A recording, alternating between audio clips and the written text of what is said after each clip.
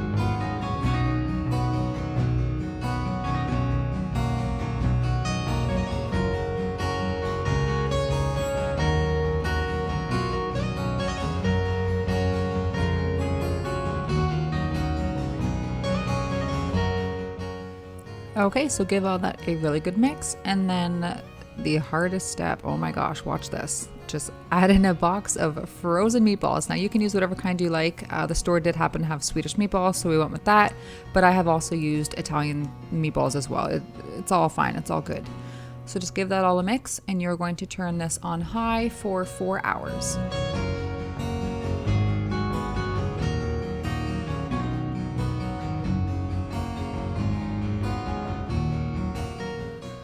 So this is what it looks like after 3.5 hours. You are going to pause after 3.5 hours, and then you're going to add in 1 cup of sour cream to finish cooking during the last half hour. So during the last half hour, while that's all just stewing together a little bit and warming up the sour cream, you are going to want to boil some noodles. Now I'm using egg noodles. That's what we love for this recipe. You can use whatever you like. Half the time I'm eating gluten-free, so you could also use gluten-free noodles, but we like this recipe with egg noodles.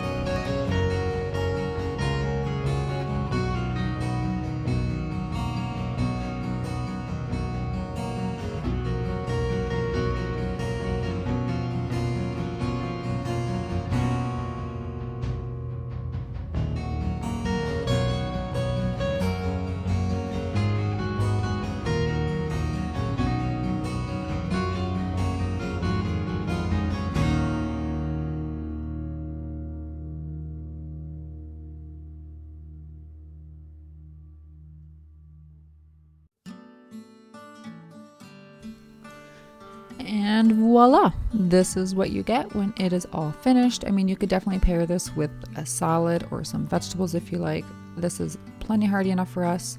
Everybody gobbles it right up. The kids love it, and it makes really good leftovers. I've also frozen the sauce, and it freezes really well too.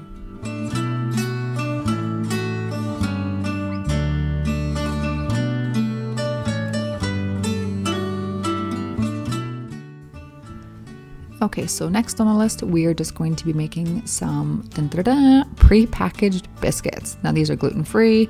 I just thought it would be a good option to have for breakfast or something quick while I'm at work. I'm not going to walk you through all of this. It's pretty self-explanatory and it is prepackaged. So I'm just going to be reading the directions off the bag. I am going to have it. I don't need the full recipe it calls for. So this is just going to yield 6 biscuits. So it does call for a cup of buttermilk. Now, I don't know about you, but I don't carry buttermilk in the fridge. It goes bad way too fast. So you can make your own at home using your regular milk that you have in the fridge. And you just mix 1 cup of milk with 1 tablespoon of white vinegar. You just let that sit for 5 minutes and it will come out resembling buttermilk.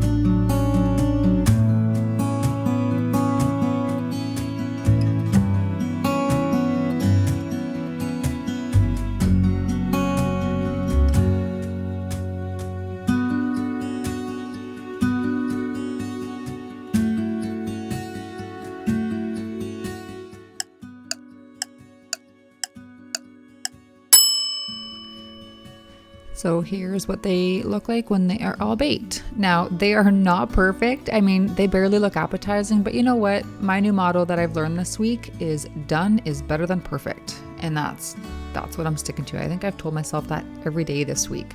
And it is true. You just do the best you can.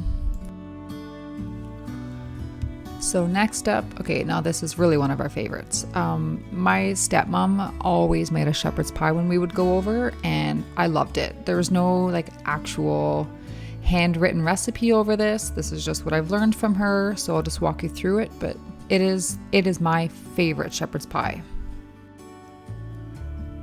This recipe is super simple, super easy, fairly quick. I mean, there's a couple steps involved, but pretty easy. So you are just going to add diced onion to, now I'm just going to use a pound of ground beef. I was originally going to double this, but this was going to be plenty anyways. So add a onion to a pound of ground beef and fry that up. Once your ground beef is like almost cooked through, you're going to sprinkle in some salt and pepper, probably about half a teaspoon each, along with about a teaspoon of thyme and a teaspoon of rosemary. Okay, and as you saw, I have steamed some corn just like for a couple minutes on the side. I don't like to put frozen corn right in, but anyways, you can use whatever vegetable you like for your middle layer. I used to use green beans, but I've learned that I prefer to do it with corn. You can also see I have a large pot of water coming to a boil. I did record myself peeling and cutting a bunch of potatoes, but I was like, you know what, Megan, nobody wants to see that. I mean, when I watch YouTube videos, I like to watch it all. It's part of the process, but I don't really know how you guys feel about it. So boil a large pot of water and you're going to boil some potatoes as well.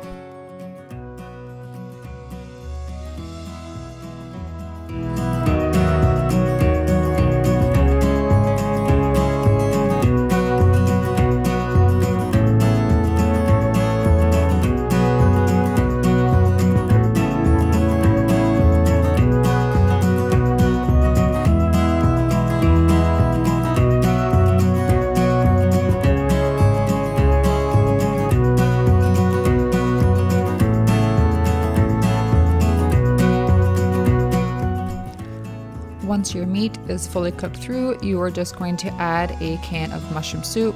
Honestly, mushroom soup for the win today, apparently. It is just so versatile and so good in so many recipes. So this would be like your gravy, so to speak. So mix that all up, and that will be your bottom layer for the shepherd's pie.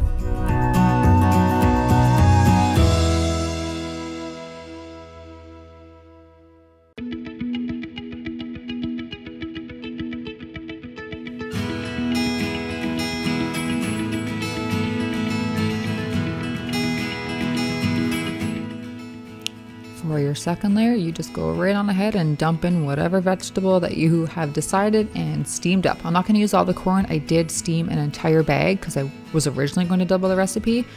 Just use whatever you want, however thick, however thin you want the vegetables to be. Okay, y'all, don't judge me for my butter usage in this upcoming clip. So once your potatoes are cooked, you're going to add some butter, milk, and salt and give those a good mash. What is life without butter? What is a world without butter? And this is even margarine. We usually have butter off to the side, but I think we're all out today. So mash up your potatoes, and you're going to put that on top of your vegetable layer. And believe it or not, but you are going to add a couple dabs of butter when it's all done for baking. I think it's meant to brown up the potatoes. I don't even know. I don't really care. It's just really good the way it is. Don't judge. Okay, so I should note, you could definitely make this a little healthier if you wanted to. You could use sweet potatoes for the top, or you could just like nix the butter and have dry potatoes, like whatever you want. I'm not gonna judge. You do you. This is how we like it. It is delicious. It is worth it. So just do whatever you feel is right for you.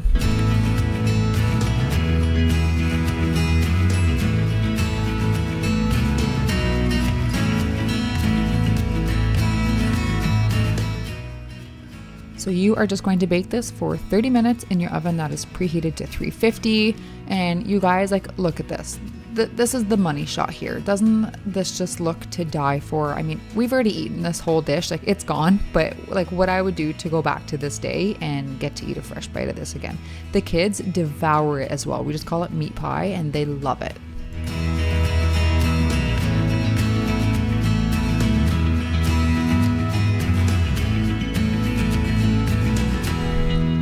So next, I'm just going to whip up some overnight oats. I mean, I think this took me 4 minutes total. I wasn't even originally going to film this, but I thought, you know what, why not? Like, it might motivate somebody or give someone a quick idea on how to make these. So I'm just going to mix in 1/3 a cup of oats into each of these containers. I will sprinkle just under a tablespoon of chia seeds and just under a tablespoon of flax seeds as well. I actually have like the milled flax seeds. You can use whatever you like. For seasonings, you can use cinnamon. I have this McCormick breakfast seasoning that I got in the States a couple years ago. It's so good. I stole my sister's container that she had as well. For milk, I like to use oat milk or almond milk. Whatever milk you have is good. I also add in a couple tablespoons of vanilla Greek yogurt, and I add in 1 entire chopped apple to each as well. I like a lot of apples in mine.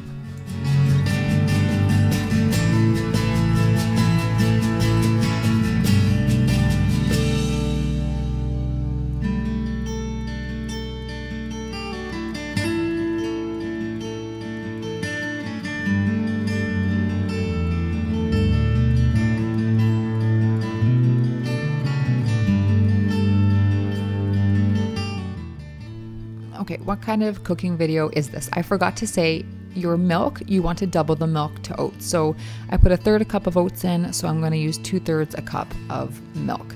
And then you're just going to give everything a really good stir and put it in the fridge. And by morning, your oats are completely softened as if you've cooked them. You can eat it cold right out of the fridge. I like to microwave mine just for a minute, just to take that like ice cold edge off, and they're perfect like that.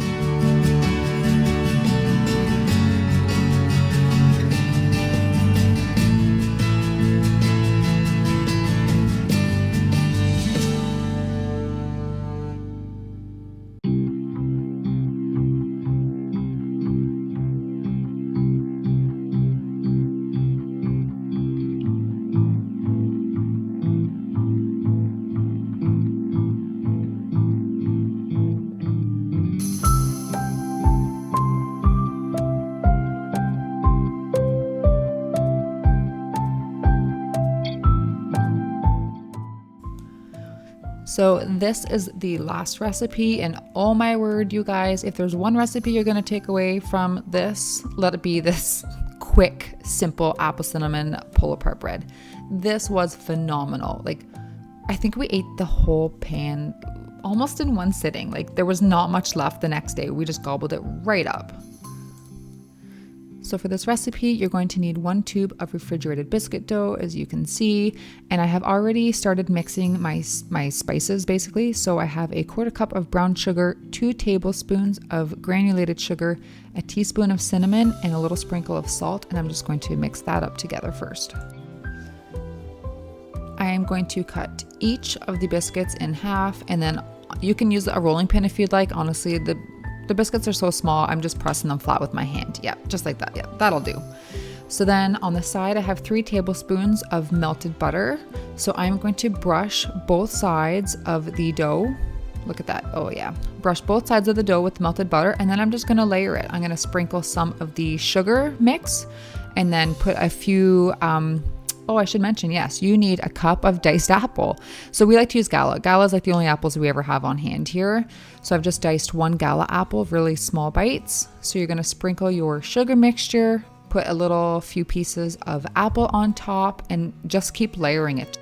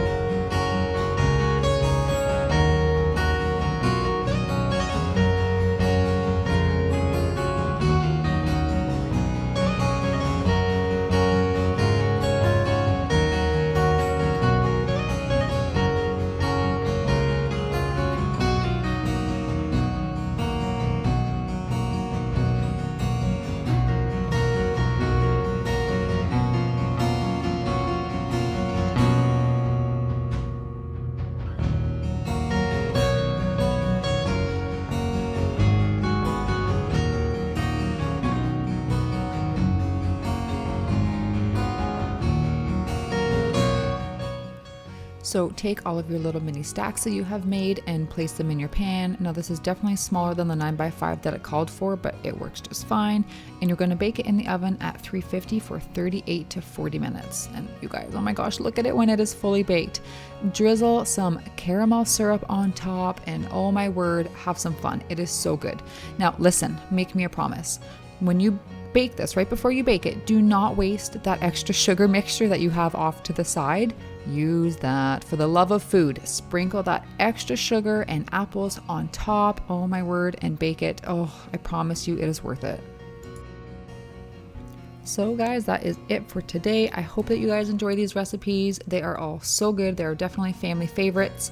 Please like the video, subscribe to my channel. I'd love to see you stick around, and I will see you very soon. Thanks for watching.